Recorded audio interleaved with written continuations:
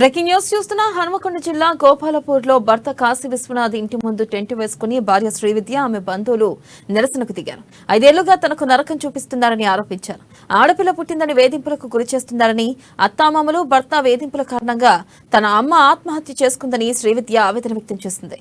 కట్నం కోసం చాలాసార్లు వేధించారని, తనను ఆత్మహత్యకు ప్రేరేపించి తాను ఆత్మహత్య చేసుకుంటే అధిక కట్నం కోసం తన భర్తకు మరో పెళ్లి చేయాలని చూస్తున్నారని తెలిపింది. ఇక తనకు తన పాపకు న్యాయం చేయాలని శ్రీవిద్య డిమాండ్ చేసింది.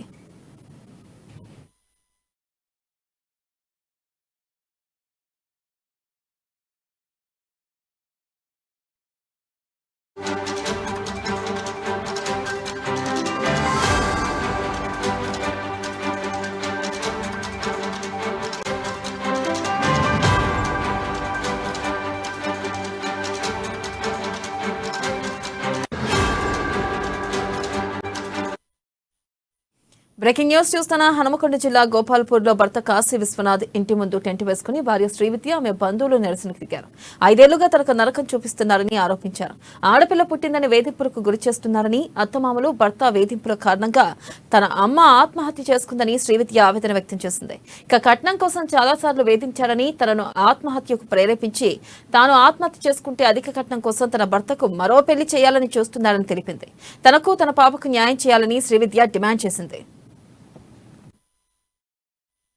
నా ఇచ్చ నేను సూసైడ్ చేసుకుంటే ఏమున్నది, ఏదో కారణం చెప్పి నన్ను వదిలించుకొని ఇంకో అమ్మాయిని చేసుకుందాం అని అనుకుంటున్నారు. అంతే, జాబ్ ఉంది కదా, ఇంకో అమ్మాయి వస్తుంది, కట్నం ఎక్కువ కావాలన్నమాట. ఇప్పుడు 2 లక్షల కట్నం సరిపోలేదు. వేరే వాళ్ళైతే మాకు 40 లక్షల కట్నం ఇచ్చేది, ₹1 కోటి కట్నం. అనవసరంగా నేను చేసుకున్నాం 5 సంవత్సరాల నుంచి ఇట్లా టార్చర్ పెట్టినా కూడా నేను పాప కోసం ఇవన్నీ భరిస్తున్నా. ఇప్పుడు నన్ను ఇంట్లోకి వెళ్ళి వెళ్ళగొట్టింది.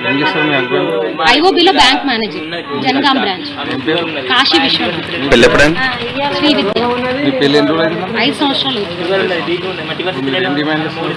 డిమాండ్, నా భర్త నన్ను ఎందుకు వదిలేస్తా ఉంటాను, ఇంటికి వెళ్ళి వెళ్ళిపోదామంటున్నాడు. కట్నం తేవాలంటున్నా, ఎక్కడి నుంచి తేవాలి? నాకు తల్లిదండ్రులు చచ్చిపోయింది, నేను ఎక్కడ పడతాను?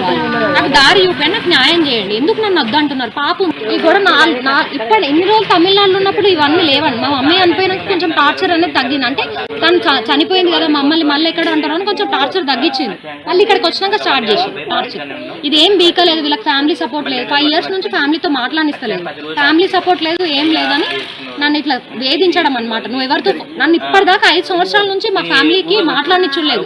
అన్ని నెంబర్స్ బ్లాక్ లో పెట్టుడు, నువ్వు వాంతో మాట్లాడదు. ఇంటికి ఎవడన్నా వస్తే వాడేవాడు నా ఇంటికి రావడానికి ధర్నా చేసి 10 లక్షలు కట్నం ఇచ్చాము, ఇంకా 2 లక్షలు ఇవ్వాలి. మా మమ్మీ అనుకోయింది కానీ మేము ఇవ్వలేదు. ఇచ్చే పరిస్థితిలో కూడా మా నాన్నగారు